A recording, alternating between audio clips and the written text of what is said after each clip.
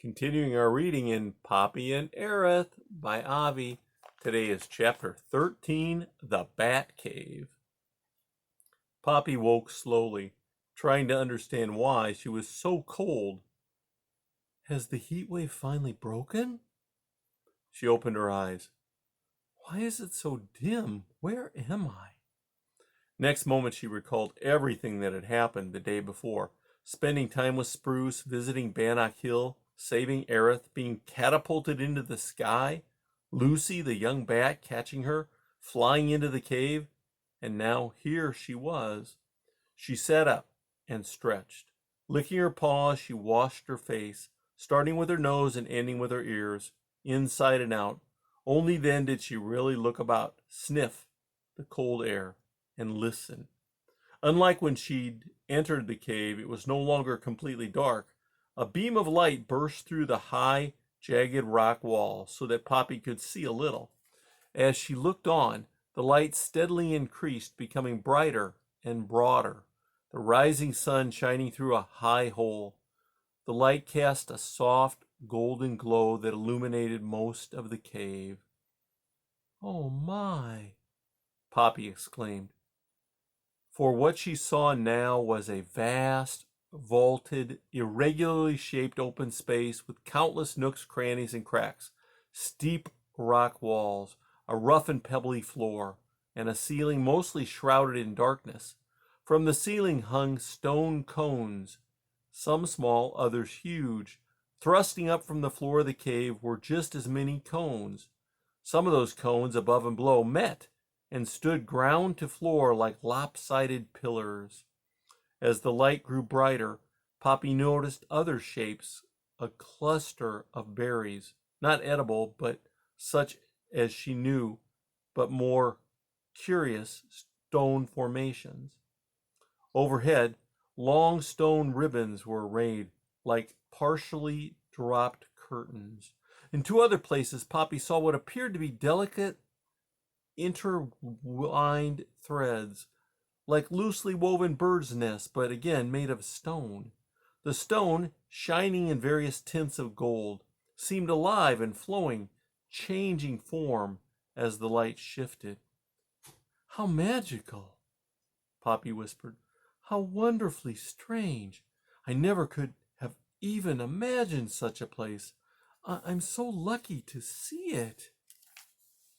Aware now that she was standing on something like a stone platform a few inches off the ground, Poppy crawled down upon the cave's cold, hard floor and moved in and among the stone teeth. She soon came upon a small pool of clear water, noiselessly bubbling up from below. She took a sip and found it cold and sweet. But while the water quenched her thirst, it reminded her how hungry she was. Her stomach gurgled. She looked about. As beautiful as the cave was, there appeared to be nothing growing or, for that matter, even alive except her. And the silence. It was the deepest, purest silence she had ever heard, as if the whole world was holding its breath. Poppy wondered where Lucy was. She assumed the bats were somewhere near. She shuddered a little at the thought. Poppy looked up at the beam of sunlight again. As she watched, the light gradually shifted its angle downward, an indication that the sun was just rising. Poppy supposed the light was coming from the same hole Lucy had used to enter the cave. That gave her an idea. If she had arrived through that hole, surely she should be able to leave the same way. As Poppy considered the hole, she began to think about her family. They might be wondering where she was. Ereth, too, of course, though she did not think the grouchy porcupine would worry much about her, and the cold was really bothering her. While it would be fastest to persuade Lucy to take her home, Poppy asked herself if she really wanted to fly back. Lucy was just a beginner, and the young bat had said Poppy was heavy. What if she dropped me? Thought Poppy. No, best to do it on her own. That's always been my way of doing things, she told herself. The thought gave her strength. Poppy scrutinized the wall until she spotted a zigzag path leading from the floor of the cave up to the entry hole. When she drew closer, she saw that the path was actually a small ledge on the stone wall's face. It required very little effort to climb onto it. Though the ledge was narrow and rough, Poppy was able to move along with ease until she stood several feet above the floor of the cave. There the path ended. She had reached the first of the many zigzags that she had previously noted. Another ledge, a little higher, cut back in the other direction. It would take her further along. Standing on tiptoes and pressing her plump belly against the cold stone, Poppy extended one paw up as far as possible and then grasped the edge of the higher ledge. It crumbled, bringing a small shower of pebbles onto her head. A second try was successful. Tightly grasping the ledge, Poppy pulled herself up so that she was dangling from one paw. She reached up with another paw. Hanging by two paws now, she summoned all her strength and, pushing with her rear legs, pulled herself to the next higher ledge. Panting hard, but safe on this third ledge, Poppy sat, rested, and caught her breath.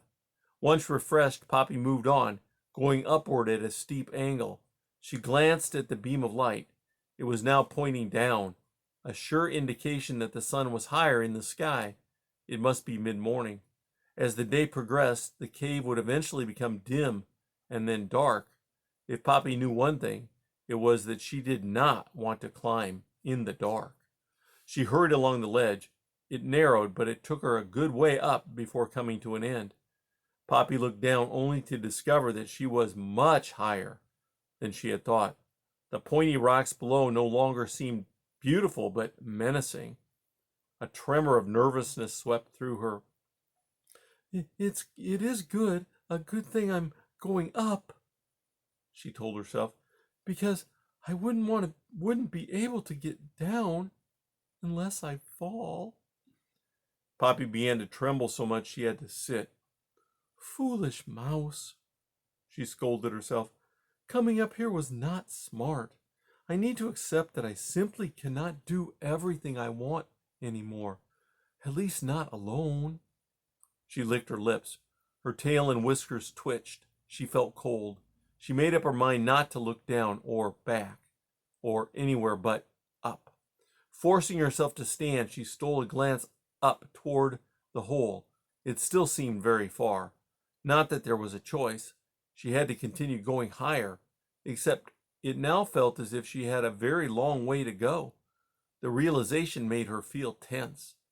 Taking a deep breath, to calm herself, Poppy reached up and wedged her paw into a small crevice. The rock pinched, but her paw held. Using her rear toes to push into the rock, she lifted another paw and searched for a crevice higher up than the first. Not finding one, Poppy glanced up, only to slip a little. Her heart pounded. To steady herself, she pressed her back against the rock. Not daring to look, Poppy again reached higher and searched with her paws for another hold. After much fumbling, she located a small crack, gripped it, and pulled. Though higher up, the climb was beginning to make her feel dizzy. Still, Poppy knew she had to continue on, which she did, slowly, painfully. Then, like a bubble bursting, Poppy's strength collapsed.